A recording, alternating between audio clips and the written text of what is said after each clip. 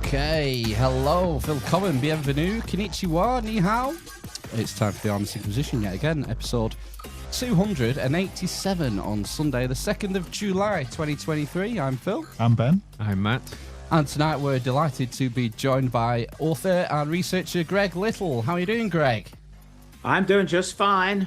Good evening to you guys and good afternoon to people in America. Yeah, good point. We always forget that, don't we? We do, yeah. But I guess I think everyone who tunes in live is usually in the UK, I guess, UK-based. Oh, I don't know. I think there are a few Americans. The odd nutter in America Yeah, tuning in the middle of the there Sunday is. afternoon when they There should is. be out spending time with their family and whatnot. I think so, yeah. Too hot. It's too hot to go outside.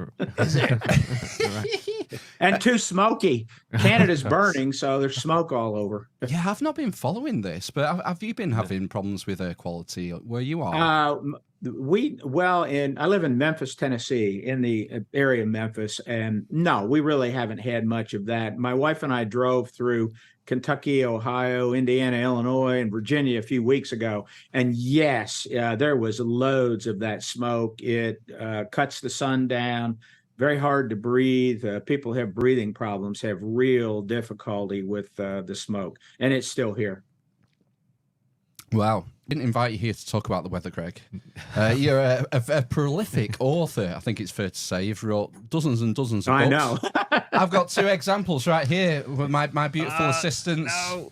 Oh, there we are. We've got Origins of the Gods, which I think was your last book with Andrew Collins, and then the Denisovan Origins there. And we've got the website up there, eaglewingbooks.inc.com. Is that the best place to get them?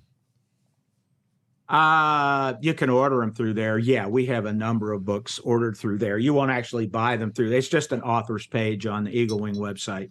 Yeah, I think I got them from Amazon, if I remember correctly. Yeah, they're available through Amazon, Barnes and Noble, bookstores. Those two books are kind of mainstream. So yeah, they're everywhere. And then a lot of my others are there.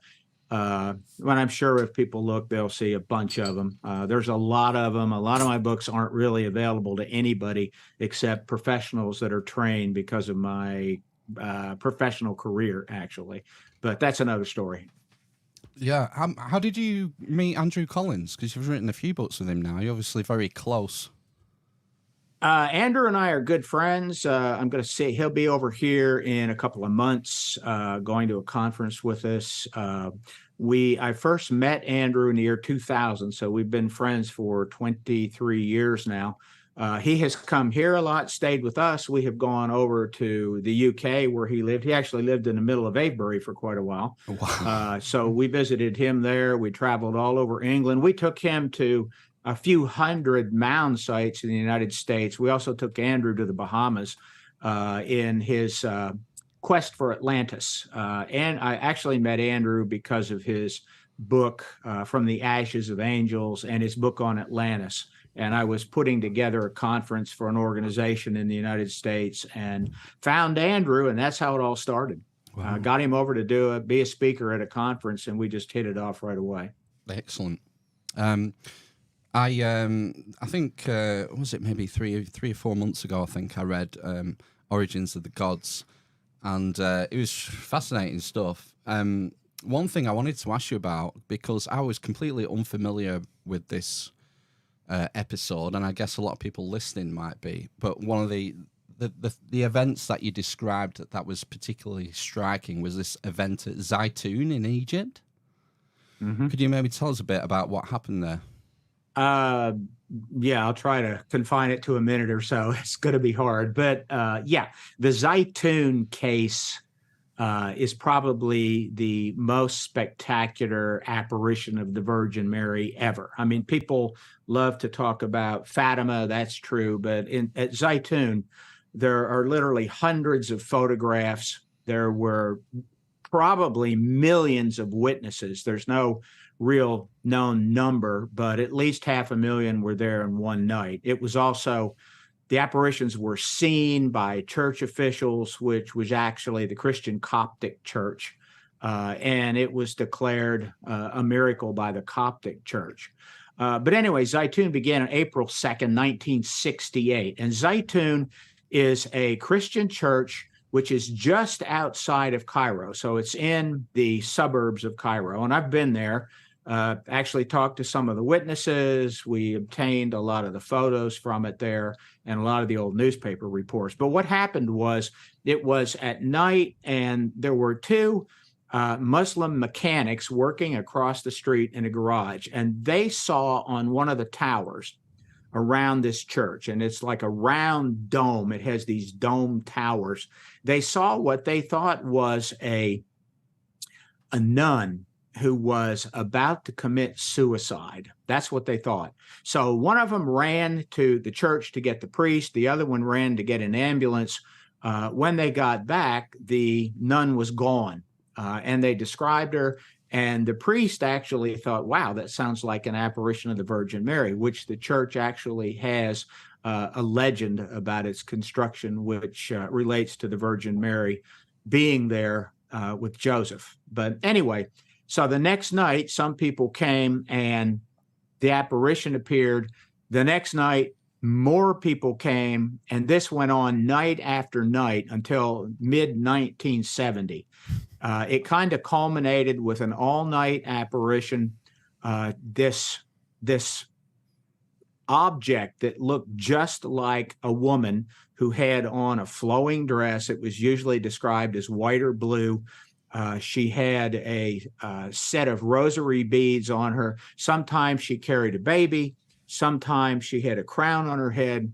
Occasionally, she would walk around the dome and blow kisses to the people. And the night that the church investigated, there were 500,000 people there. The local newspapers were there. They put out a number of photographs of it because they were told by the Egyptian government to go debunk the thing because there were so many people going to it.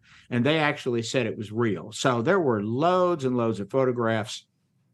One of the priests who was sent by their pope came to it and looked, and he said that he stood under this dome for over an hour and watched this apparition. He said it wasn't completely solid, but it looked just like a person, not, like you'd think like a ghost would be, but almost solidified.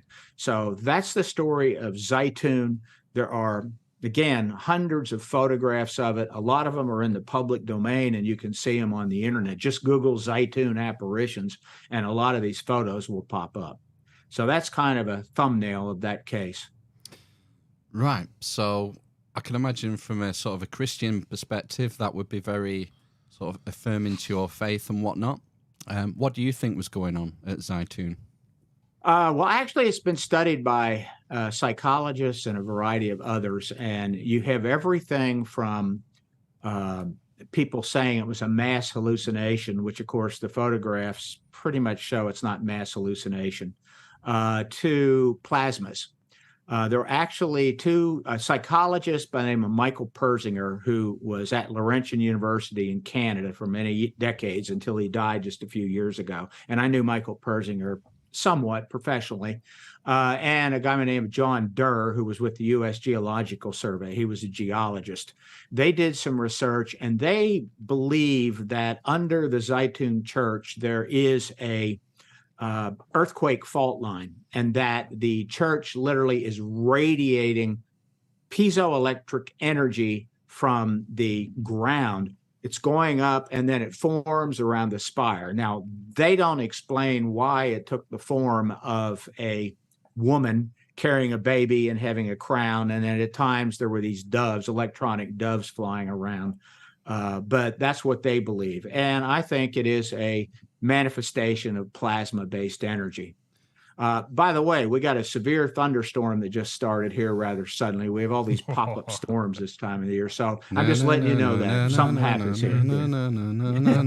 You must have I can triggered. hear the thunder. I don't know if you can hear the thunder yet, but I can. Not yet, You must have used a trigger word, and the algorithms have picked you up.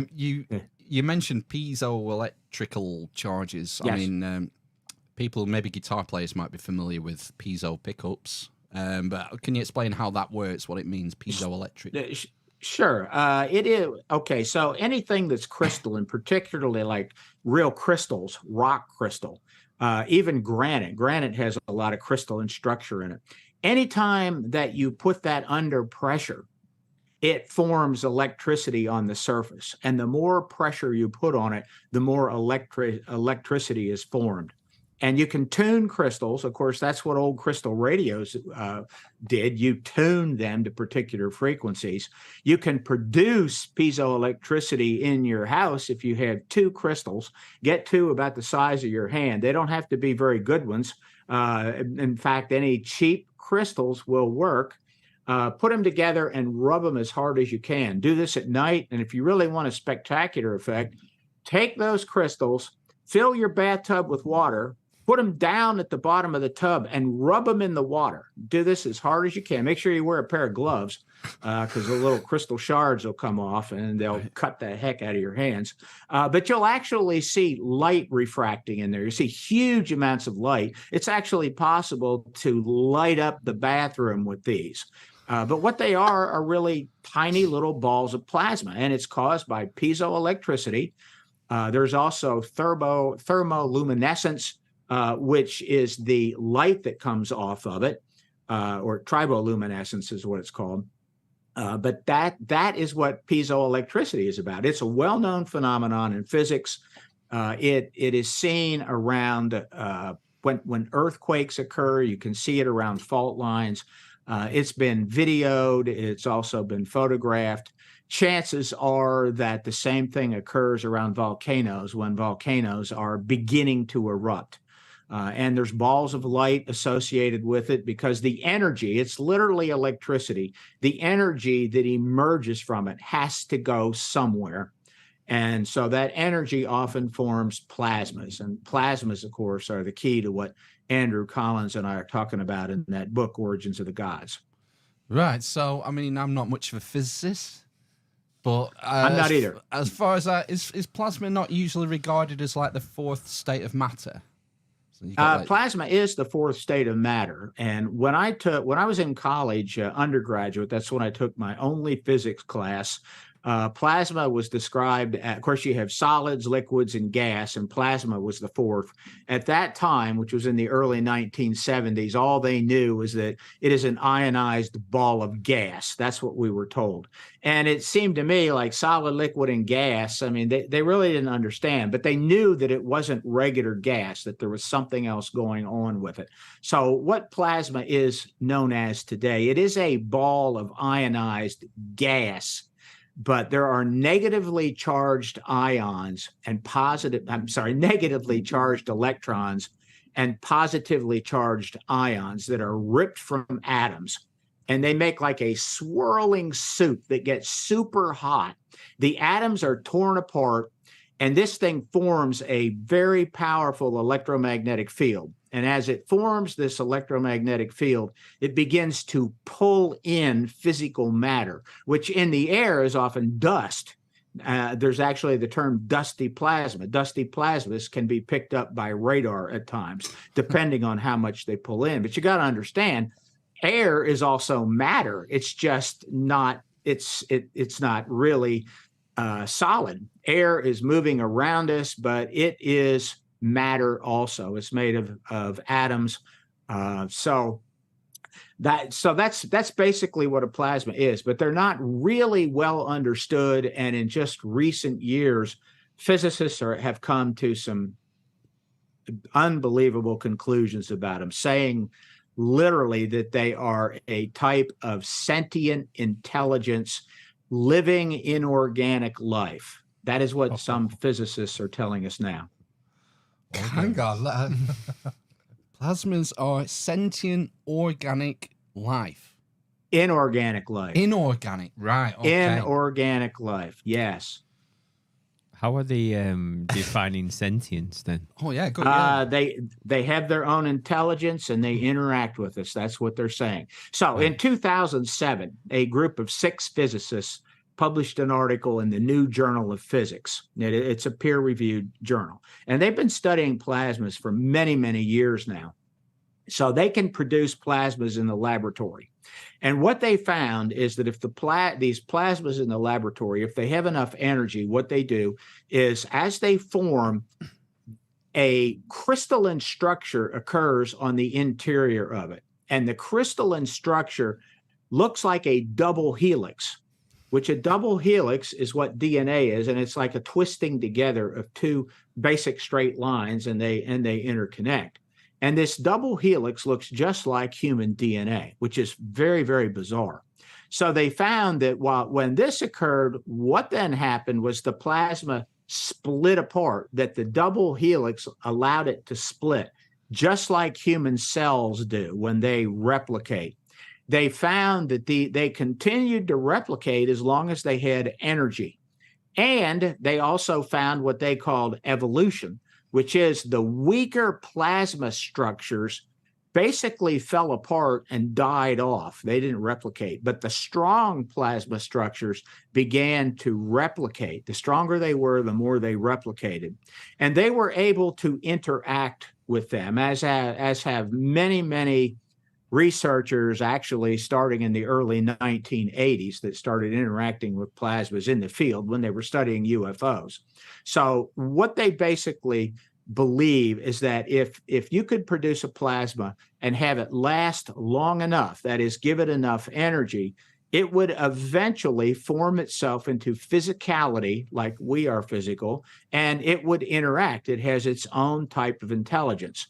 Now, this was in this physics journal, but many, many people earlier than that basically came up with the exact same claims, of course, minus the scientific part about the plasmas replicating themselves and forming what looked like DNA. There's a lot of examples in the field of individuals stumbling upon or having one of these plasmoid type objects get in their presence. And they could see in the inside of it sometimes that it looked like these almost like worms were in the center swirling around. And they were actually viewing the crystalline structures. So I don't know if any of that helps or not. That's kind of the edges of my knowledge, too. I am not a physicist. Andrew is much better at explaining all that. But that's basically what the physicists have told us. Cool. I just want to pick up, we've had a question in the chat from David Stig Hansen, who's a previous guest, and he's an Atlantis researcher as well. He's been to the Recat structure in the Eye of the Sahara. And he's just popped up this question, so I thought I'd ask it. I wonder if this gentleman, meaning you, Greg, can comment if a Carrington event could have created the 45-kilometer wide Recat structure from a planetary discharge. I don't know. I don't know. That's beyond my. That's beyond. I know what the Reichat structure is, but whether or not that could have been created by a plasma discharge or anything else, I don't know. I know what NASA says about it. I know what the Atlantis people say about it. But I don't really know. In fact, I watched a show on it yesterday in the Science Channel, and they say the Science Channel concluded that it's basically unexplained. But NASA's website actually has an explanation of it that they're satisfied with. But I don't know. I'm willing to keep an open mind on a lot of things.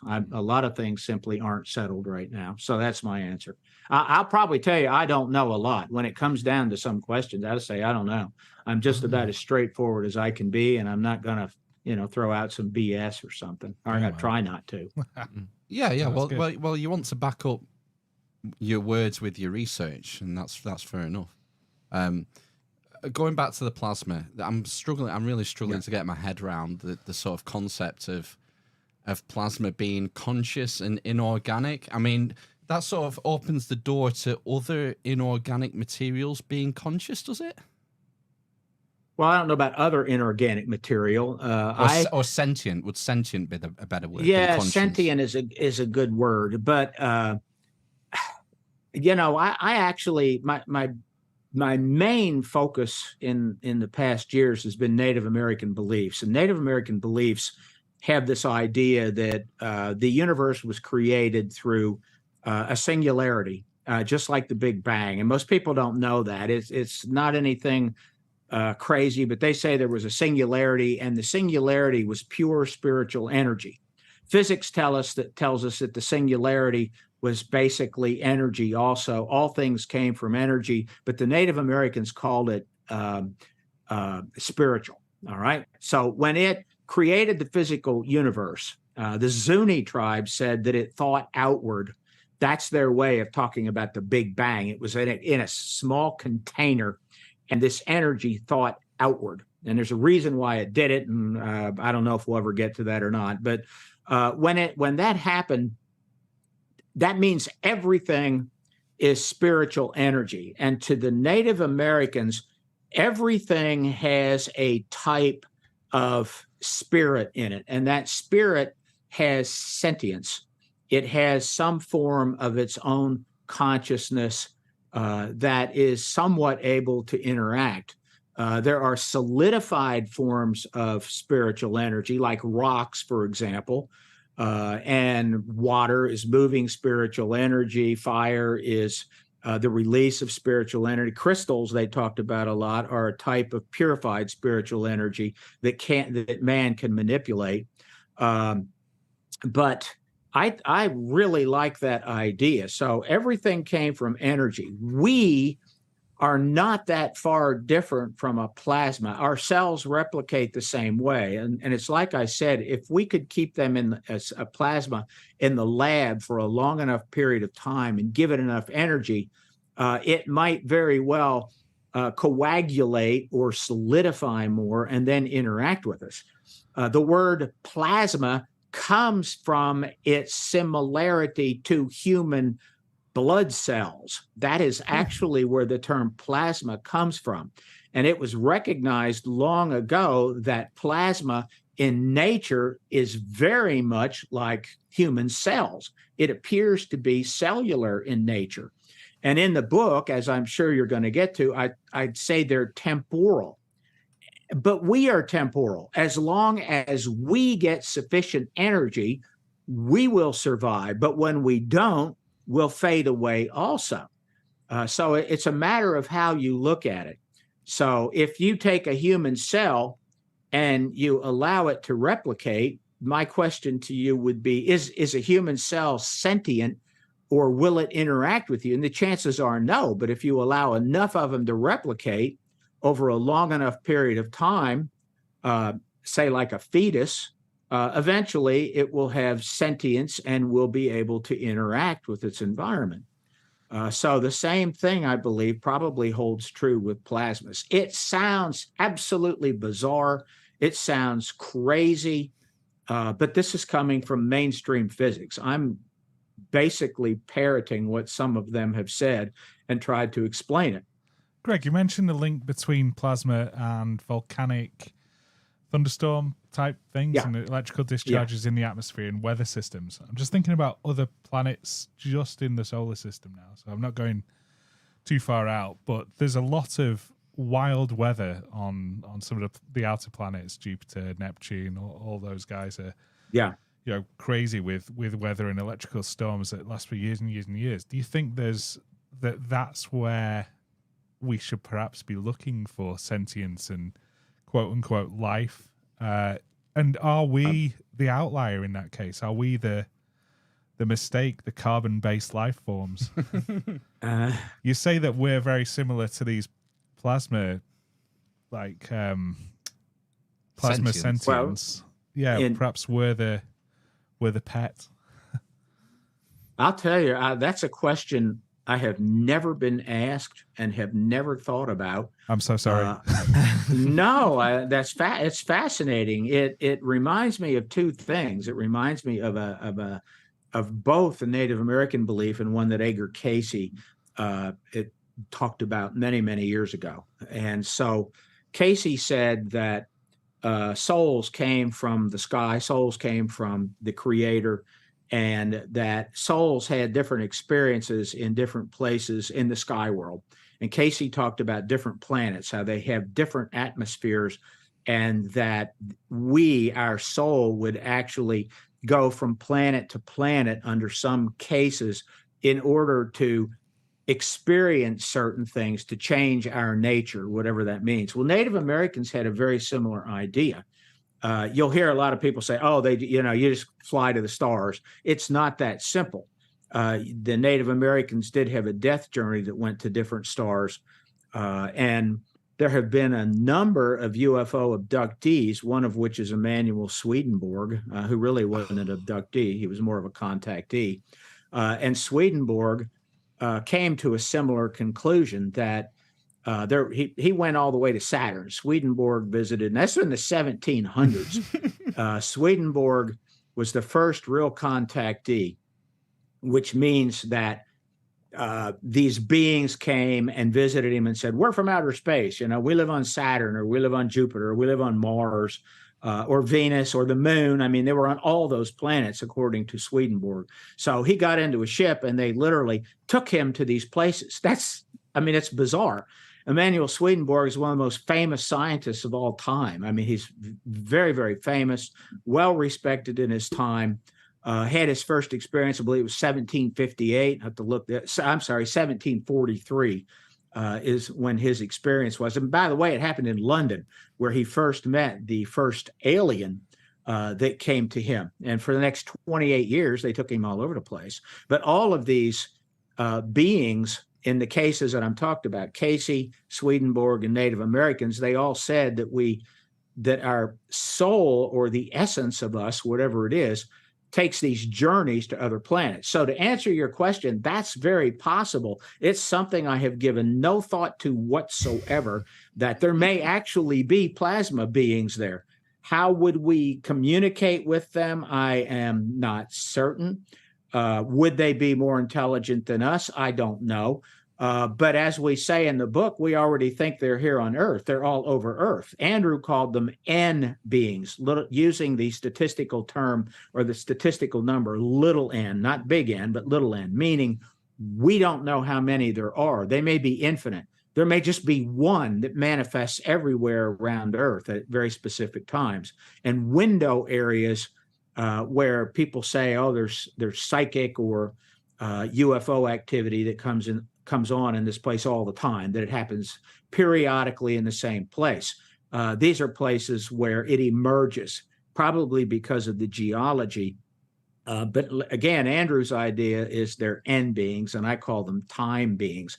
But those entities are already here. So you've led me to my conclusion. Now, your question has gone to my conclusion, and that is yes, there would be on those planets. So if this theory is accurate, there would be a form of plasma that is sentient, assuming that it is allowed to exist long enough and procreate like plasma does here on Earth. And I've never used the term procreate either. That's I don't know where that's coming from here, but replicate is probably the correct term. Replicate.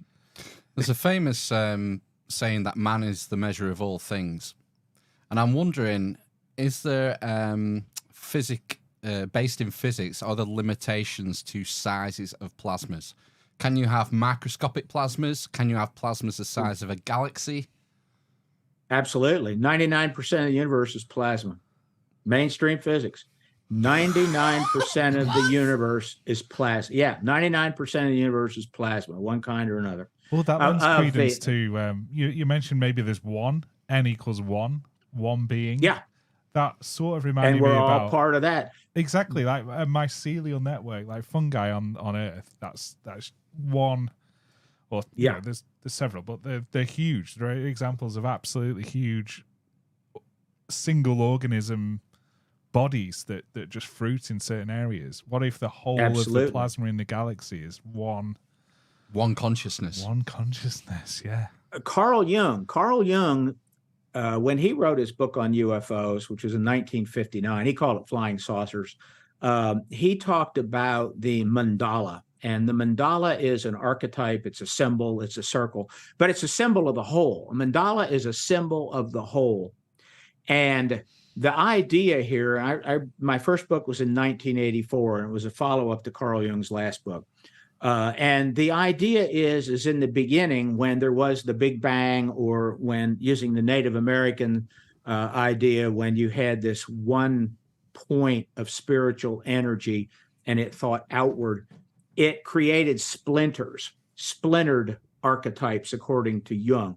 And splintered archetypes are all arranged in opposites. The mandala is the only one that really has no opposite, but it splintered apart and it created good and evil. It created hero, villain, savior, devil, for that case, in that matter. But there are opposites. They're all opposites. And the opposites are in type of a harmonious balance. But even Carl Jung's ideas, that all started out with one. The mandala was the whole. So it's the same thing. Carl Jung said the exact same thing as physicists do today, and as the Native Americans did, which is kind of astounding to me. But yeah, plasma is everywhere. And all physical matter is one way to really look at it that is actually accurate. Physical matter is simply energy that has simply slowed its frequency down to where it comes to close to a standstill. That's all it is. And that's a concept that is very difficult for almost everyone to conceive of, just like I've talked about with plasmas. You ask about microscopic plasmas. You can produce microscopic plasmas with the crystals by rubbing the crystals together. You'll see little microscopic plasmas coming off of it. And the best way, like a lot of people say, oh, it's nothing but sparks. No, it isn't. Put it in the water, put it down in the water, and do it in the water, do it in total darkness, and you will see balls of light. And Native Americans used to do this by taking shards of quartz crystals, and they'd put them in a leather pouch. And then inside of a very dark room at night, when they would be doing their rituals, the shaman would, or medicine people would grind these pouches. And as they ground it down, they would fracture pieces of it. And the fracturing of the crystalline structure is what produces the plasma. And you'll see these tiny little balls of light coming out of the leather pouch. And that's what they are. So yes, there's very microscopic plasmas all the way to this. The sun is not exactly plasma, but that's what is around it, and that's what's coming out of it all the time. It's plasma. You mentioned earlier about these being sort of temporal plasmas, and that if you provide enough energy, eventually they'll sustain themselves, and then we see these sort of weird behaviors. It just got me thinking that's looking at it from our human monkey conception of time and from our consciousness. And it is kind of a human conception time. And it always makes me think about when we had Ian Lyons on, can't remember what episode it was, 140 something. And he had a near-death experience, and he described a life review that he said lasted, it felt like 10 years. Wow. And so that's, and in the blink of an eye. In fact, some eyewitnesses said he didn't even lose conscious. If he did, it was for a split second. But for him, it was 10 years. And so when we say all temporal plasmas, they need to be around for a bit to exhibit what we would define as sentience. And maybe that's our frame that's skewed. Maybe if we we would have to determine if it had sentience, so it would have to be around long enough in our frame.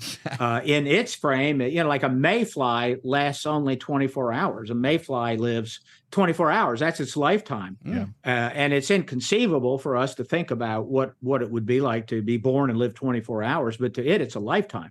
So to a plasma, microseconds might be a lifetime or a day. Whatever. But in some cases, plasmas, like at the Yakima Indian Reservation in Washington State, plasmas would form on the top of this ridge called Toppenish Ridge, and some of them would be the size of an automobile. And Toppenish Ridge, I spent nights out there with officials from Washington state government that got me there, that allowed me to go on, because it's a Native American reservation. But they would observe these plasmas the size of an automobile forming at the top of Toppenish Ridge. And sometimes they would literally roll down following fault lines. There's over 100 visible fault lines on Toppenish Ridge.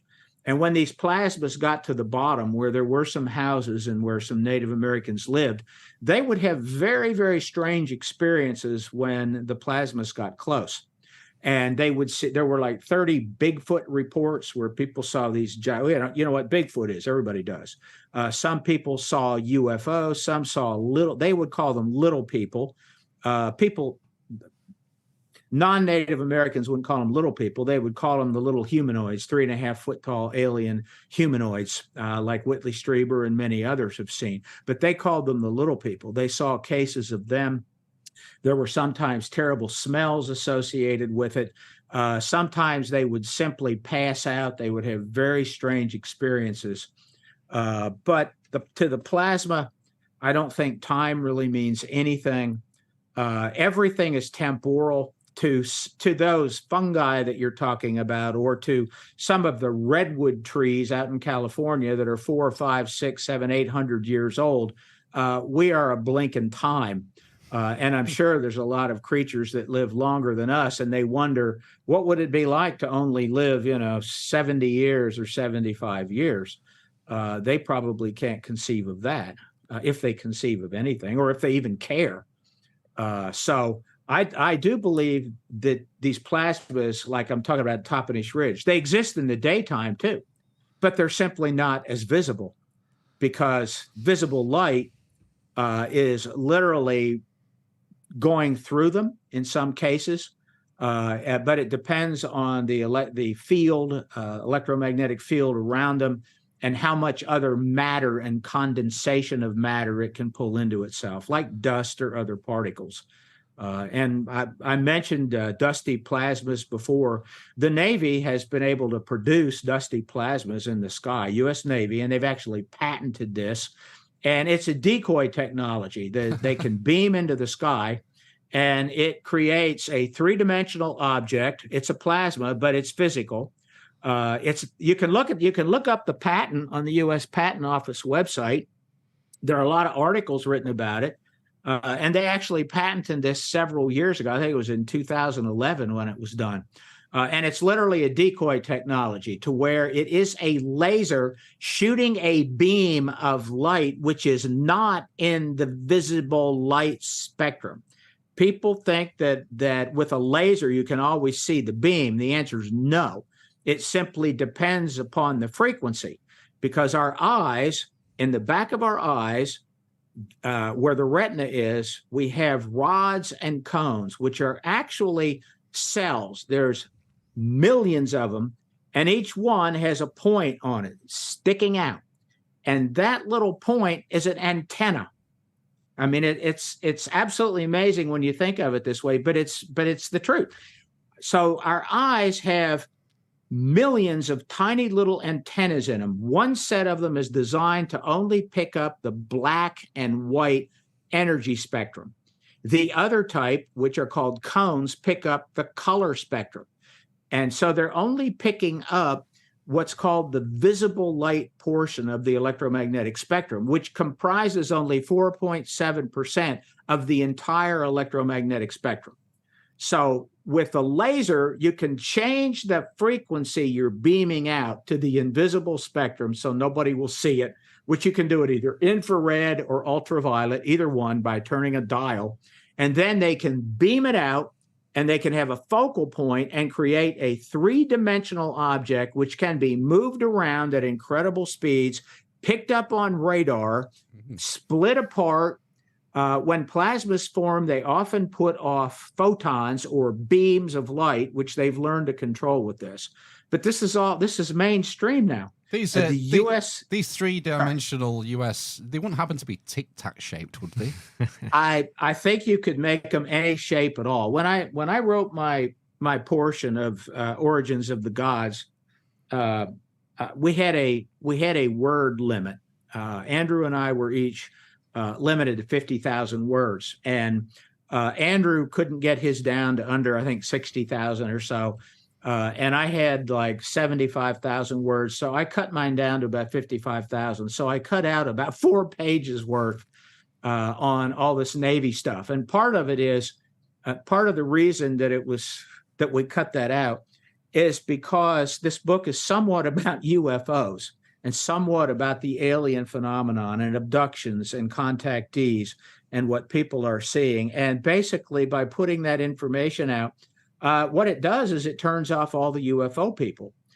People want to believe that it's extraterrestrial. I've been in this field since my first book came out in 1984. And I can say very honestly that the ideas of plasmas and the ideas in this book are not the most unpopular theory of all time, which I can tell you what it is if you want to know. But yeah. We're probably second. We're probably right above the worst idea in terms of popularity for UFOs and alien abductions and all of that.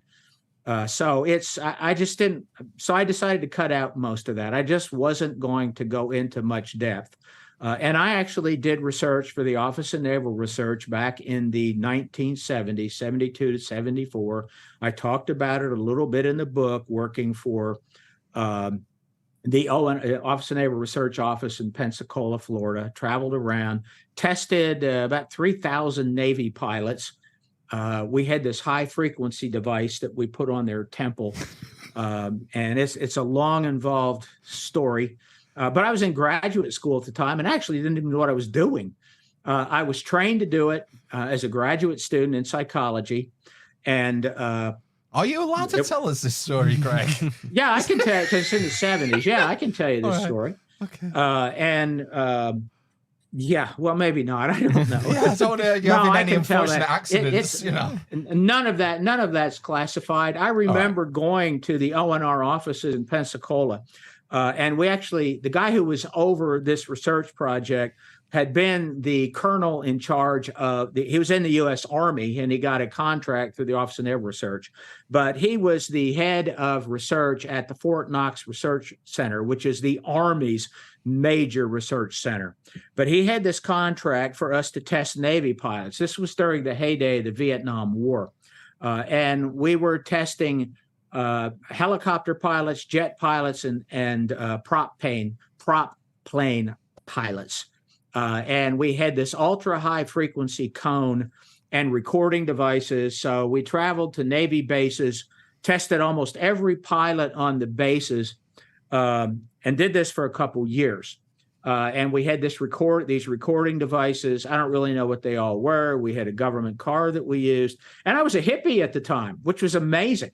We went through, here I am dressed. I had my orange mushroom T-shirt in. I had really long hair, and other stuff. And we just, every base, we had these wadded up letters from the U.S. Department of the Navy, and we'd hand it at the gate, and they'd snap to attention, which was absolutely bizarre, and lead us in. We stayed in the bachelor officers' quarters. But I did get to go to the ONR, and I wasn't allowed in the back where the colonel went to talk to whoever. He was back there about an hour, and I talked to all the young guys that were about my age who worked in research. And they started telling me about their I wonder what if research. And that's what we used to call it in psychology, when you wondered what would happen if you did something. So I'll give you an example. My major area was psychopharmacology. And I remember when we got the first PCP, we got experimental PCP from the Drug Enforcement Administration. And that's what we did. We tested drugs. So my major professor came in and put a vial of the PCP down, which is phencyclidine. And he said, do something with this and tell me what it is. Now I wasn't doing the drugs or anything, but what I did, I went to the animal room and got a white lab rat out of the cage, brought it in my office because I was busy, and I got a small amount of syringe and I injected the rat and I put it on my desk to kind of see what it was going to do. And I continued to read or write or whatever I was doing. And the rat fell over on its side and began running around in a circle, just on its side, just around and around and around. So that's literally a wonder what if. I wonder what would happen if I give this rat some PCP, because at the time we really didn't know exactly what it was going to do. So they were telling me about their I wonder what if research. And I believe some of their research was creating three-dimensional objects in the air, such as what's called the Gulf breeze light, or Bubba, which isn't the Gulf breeze hoax that occurred some years earlier, but I mentioned that in the book and I told that story. I believe they were doing research in the community by creating UFOs in the sky. The time that my wife and I were there were 104 people in a park watching this thing. The people in the park knew exactly what time this orange UFO was going to appear in the sky, how long it was going to last, and what it was going to do. And it was very impressive. I mean, it was really quite impressive. And I immediately started looking around, and I told my wife, this has got to be an Office of Naval Research study. They're trying to figure out how people are reacting to this thing.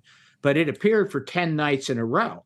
The night before we were there was a Japanese film crew there filming it, and they made a documentary out of it. Now, that was in the early 1980s. I think that was around 1987 or so, 88.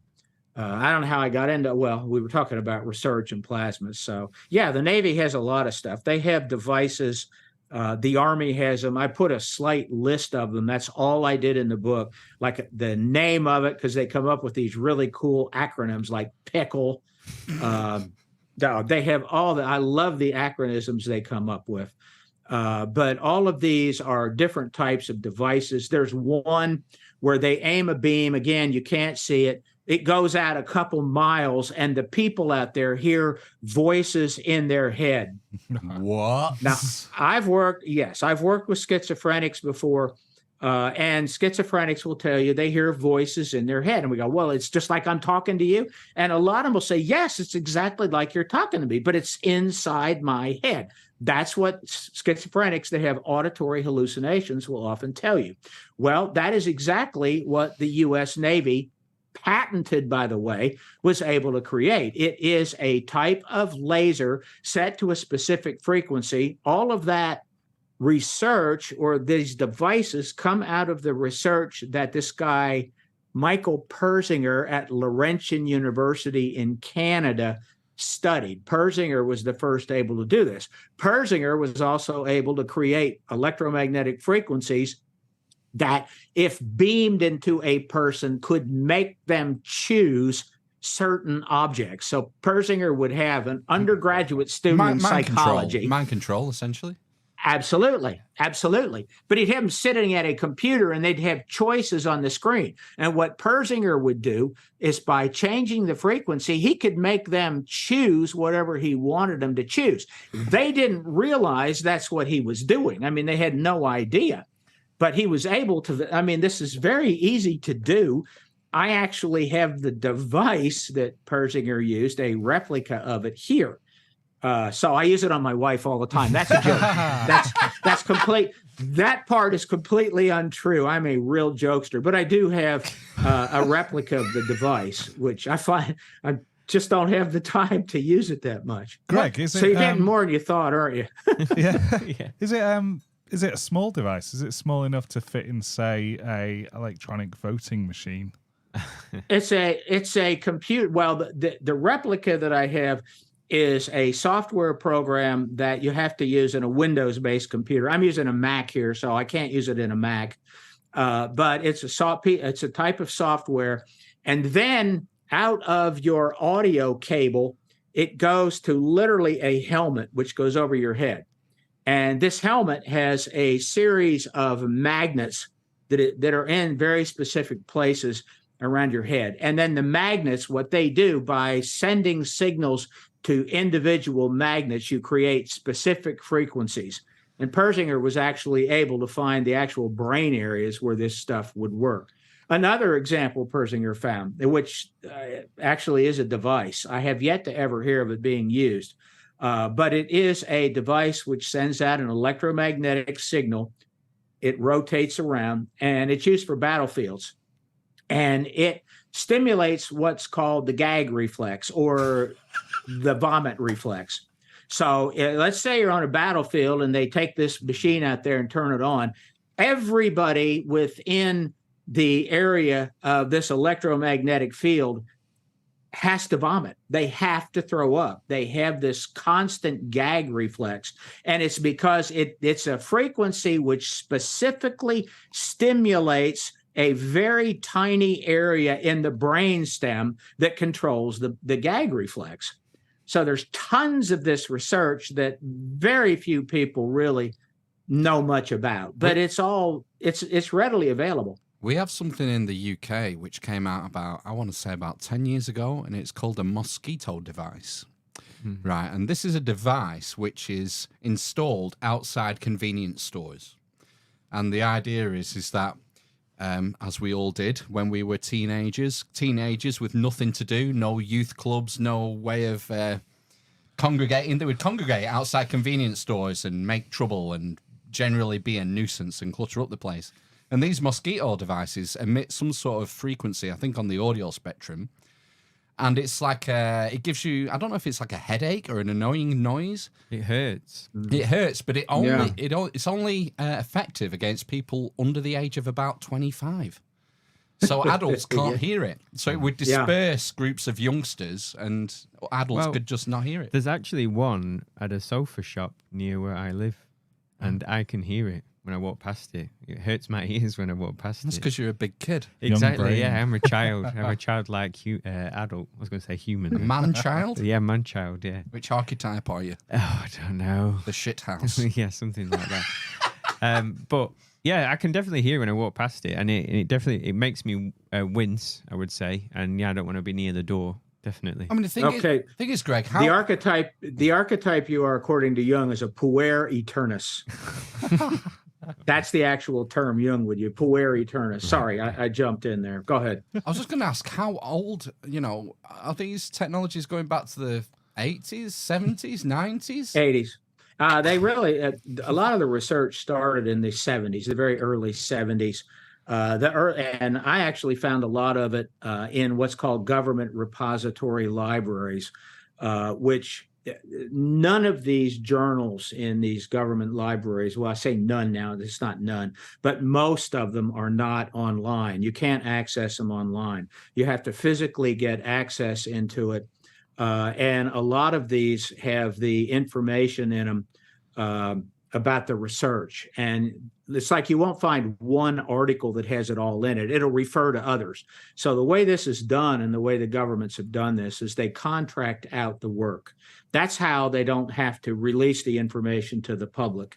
The Freedom of Information Act does not apply to the private sector doing research for the government. It only applies to the government documents. So it's published in these specialized journals and research reports by the agency that does the research. So if you take a device that they want, they might contract it out to 3 or 4 agencies, none of which know the final outcome. There's somebody that pieces it all together, but they don't have it all this information together in one place. But I actually stumbled upon these by going in. There was no index when I did this.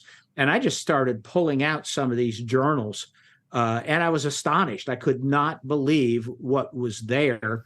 It was beyond my knowledge base, but it pushed me, because my area has been psychology and psychopharmacology and somewhat in the medical field, but on the psychological side. So it was pushing me. I didn't know that much about the chemistry and the physics and so on, but I had to learn enough. And I learned enough to realize this information is there. So it's in government repository libraries, which are specialized libraries.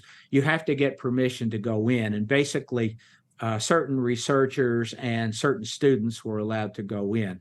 And I don't even remember what I was doing at the time. I already had my doctorate, and it was a library at what was then Memphis State University, which is now the University of Memphis. And it's got a large repository library in it. Wow. Just going back to plasma and consciousness for a little bit, because we're running out of time already. But I wanted to ask you about extra dimensions. So I'm interested in this conception of. I mean, I think the sort of common understanding is there are 4 dimensions. There's the 3 physical dimensions plus time, but it's the ones after that I'm interested in. After those 4, what's your conception of it? All right, so I like string theory, and I like the idea that everything is made out of basically strings, but I don't think. For what Andrew is really the expert in this book, in the book that we did on the interdimensional stuff. I have said for many years, and Andrew knows I believe this, that we don't really have to invoke interdimensionality for this plasma theory. It is distinctly possible that the intelligence that is coming into these plasmas is somewhat interdimensional. I take the point of view that a physicist, Harley Rutledge, who studied UFOs in Missouri for 7 years and published a book called Project Identification when he was chair of the physics department at Southeastern Missouri State University. Rutledge interacted with these things. He said they were intelligent. They interacted with him and his observers. He had 620 observers that came up with 157 documented cases. And there were 30 cases where the plasmas, they called them plasmas, that they saw, some of which had portholes. It looked like beings looking out the portholes from time to time. He believed these were plasmas interacting with us, that the interaction was they were reading our expectations and our cultural expectations, which is something Jacques Vallée talks about also, and then conforming their behavior and shape to what our expectations are. But Rutledge never talked about them being interdimensional, but he did say it's possible. But he also said we don't have that much knowledge to really say that they're interdimensional. If they are, we don't really know anything. We really can't talk about them. So Andrew does believe they probably are interdimensional, and I honestly don't know. That's just so beyond my expertise. I don't know. But I don't have to really talk about interdimensional stuff when I talk about plasmas, and plasmas being the key to all this. Rutledge was quite a character. He initially started this believing that there was nothing. There were 500 reports in 1968 in Missouri of UFOs. And I know a lot about it, and I met a lot of the people, and I interviewed a lot of the witnesses because my wife is from that area of Missouri, and her father was a 32-year district attorney there, and her brother became the adjutant general of the Missouri National Guard. And so the Missouri National Guard actually flew jets into the area and helicopters, which Harley Rutledge, again, tried to find out why is the military coming in here when these things are being seen. And he contacted them, and they said they were trying to find out what it was. And years later, through the adjutant general of the Guard, I found out, indeed, that's what they were doing. They were picking these things up on radar, and so they would fly jets out to try and find out what the heck they were. But they never figured them out. They could see them on radar, but that was it. So this stuff's been around a long time. Is it interdimensional? Perhaps. String theory might account for it. Andrew really likes the quantum mechanics aspect of it. And there is something to that, but it's simply beyond my expertise. And I would gibber nonsense, pretty much, I guess, what I'm doing now. Yeah, extra dimensions are by nature theoretical. We've no way currently of determining whether, practically, because of the very nature. It's like if you're a plane and you see a 3D object, it's that old Uspensky planes, lines, solids, and all the rest of it. It's impossible for us to get a conception of. I was really interested in what you said about you sort of mentioned that the plasmas read us in a way and read our expectations. Oh. And I seem to remember from the book, wasn't there some? Is it Mount Horeb? That's one of Andrew's thing. Andrew talked a lot about the manifestations in lots of places, in Israel and in Turkey. Andrew believes that a lot of the biblical accounts of the Ark of the Covenant, Moses interacting with the burning bush, which the burning bush, according to this theory, it was a plasma. It looks like a fire, but it doesn't burn. And as long as energy sustains it and it interacts with us, it gives us messages.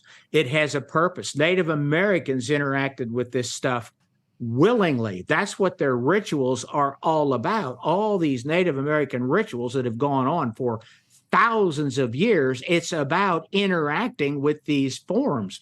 And they believe that if you don't willingly interact with them at specific times, these things will come to you and will be a trickster. They will appear to be something that they're not.